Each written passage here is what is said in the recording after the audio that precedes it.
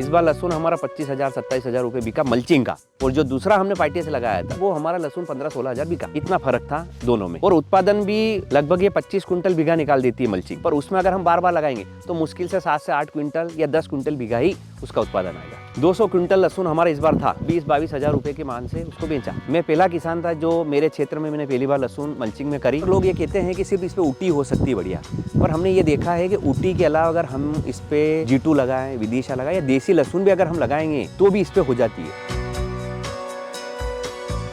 साथियों नमस्कार, न्यूज़ पोटली में आपका स्वागत है। मैं हूं रतलाम के एक खेत में जहां पे लगाया गया है लहसुन। हमारे साथ जगदीश भाई पाटीदार जी जो लहसुन की खेती करते हैं, लेकिन उन्होंने लहसुन में कुछ प्रयोग किया और प्रयोग किया कि उन्होंने मल्चिंग के साथ उगाया लहसुन को। तो उसका क्या अंतर नज़र आया, क्या किस्म रही, और मल्चिंग को इनका जो दूसरा खेत है वो नॉर्मल तरीके से बोया गया है, तो क्या फ़र्क रहा, हमें लगा ये किसानों को थोड़ा जानना जरूरी। पुश्तैनी हमारा परिवार खेती करता आ रहा है, उस खेती से हटकर मैंने मल्चिंग की खेती चालू करी। लगभग मुझे ये दूसरा साल है, और जब मैंने शुरुआत में करी थी तो मुझे बहुत सारी परेशानी आई। यहाँ पर बोने के लिए जो सीड्रिल की ज़रूरत पड़ती है वो यहाँ थी नहीं। फिर हमने उसको मंगवाया और उसके बाद इसको चालू करा। नॉर्मल जो हम लहसुन बोते हैं उस लहसुन में और इस लहसुन में फ़र्क इतना है कि ये लहसुन क्वालिटी में अच्छी होती है, बजाय हम जो पार्टियाँ बनवा के और जो करते आ रहे हैं उससे। और जो लहसुन हमारी उत्पादन में जो है उससे हमारा उत्पादन भी इसका लगभग 1.5 या 1.25 आता है। क्वालिटी अच्छी बनती है, रेट अच्छा मिलता है। मैं पहला किसान था जो मेरे क्षेत्र में मैंने पहली बार लहसुन मल्चिंग में करी, और उस वजह से मेरी लहसुन में शुरू में मुझे परेशानी आई। खरपतवार के लिए क्या करें, लहसुन को कैसे लग कर निकालना है, पर धीरे धीरे हमने उसको करा और अच्छा उत्पादन मुझे मिला। और मल्चिंग जो रहती है उसमें 10 छेद रहते हैं। हमने इस बार कोशिश करी, अगली बार हमने 6 छेद पे लगाई थी, तो ऐसा लगा कि इसमें थोड़ा उत्पादन कम आया। 10 छेद को लगाने से इस बार ये ऐसा हमें है कि ज़्यादा लगेगी। ठीक है, थोड़ा बीज लगा। एक सबसे अच्छा फ़ायदा ये है कि हम इस पर लगभग लोग ये कहते हैं कि सिर्फ इस पर ऊटी हो सकती है बढ़िया, पर हमने ये देखा है कि ऊटी के अलावा अगर हम इस पर G2 लगाएं, विदिशा लगाएं या देसी लहसुन भी अगर हम लगाएंगे तो भी इस पर हो जाती है। और जिस खेत में लहसुन नहीं होती है उस खेत में भी यहाँ लहसुन हो जाती है मल्चिंग लगाने पर। नहीं तो लहसुन से क्या खेती ख़राब हो जाती है तो होती नहीं है। 1 बार 2 बार 3 बार हम खेती कर लें, पर मल्चिंग पर हम खेती को 3 साल के बाद भी जब लगाएंगे तो अच्छा उत्पादन आएगा हमें। तो बुआई कैसे किया, मतलब मशीन? बुआई नहीं, मल्चिंग और ड्रिप दोनों मशीन से हो जाती है। उसके बाद में हम इस पे पानी छोड़ते हैं। पानी छोड़ने के बाद जब बेड गीला हो जाता है उसके 2 दिन बाद हम इसमें मजदूरों से, लेबर से इसके अंदर लहसुन को लगवाते हैं। तो ये सीधे वो के अंदर जो छेद रहते हैं उसके अंदर गाड़ देते हैं, तो ये लहसुन बढ़िया हो जाती है। आप देख भी पा रहे हैं कि लहसुन जो दूसरी जो लहसुन है उससे ये लहसुन अच्छी है।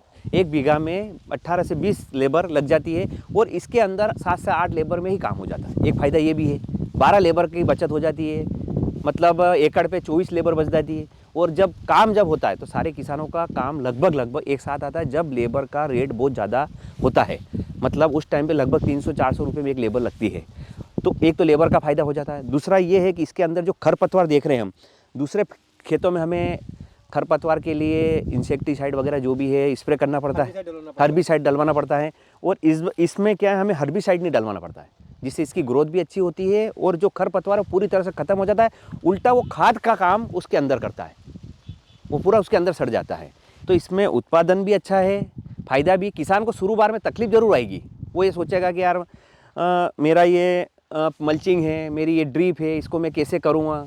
तो ऐसा कुछ भी नहीं है। किसान अगर शुरुआत में अगर मुझे नुकसान होता तो मैं दूसरे साल नहीं करता। तो खर्चे की बात करें तो लगभग जो वो रहते हैं, जो सीड्रिल वाले आते हैं, वो बंडल के हिसाब से उसका रेट तय करते हैं। और सबसे बड़ी बात बताएं कि हमने अभी तक इसका खर्चा नहीं जोड़ा है। मतलब किसान खेती में खर्चा जोड़ता ही नहीं। अगर किसान खर्चा जोड़ ले तो वो खेती करना ही छोड़ दे।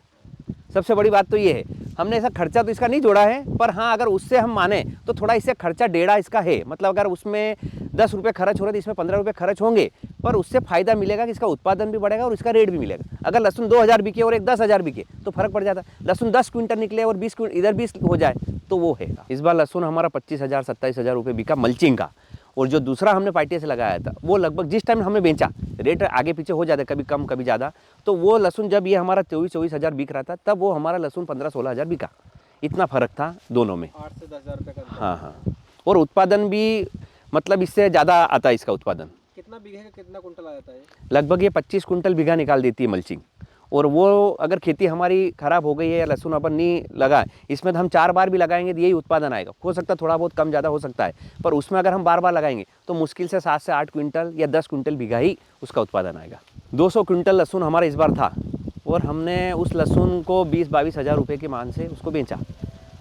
और मैं पहले आपको बता चुका हूँ कि हम किसान कभी भी अपने खर्चे जोड़ के खेती नहीं करता कि मैं इतना लगाऊंगा। आज किसान अच्छे से खाद देता है, अच्छे स्प्रे करता है, वो ये चाहता है कि मेरी क्वालिटी पके, भाव देना नहीं लेना हमारे किसान के लिए तो भगवान के भरोसे ही है। उत्पादन हमारे हाथ में है। हाँ, उत्पादन हमारे हाथ में है पर भाव हमारे हाथ में नहीं है।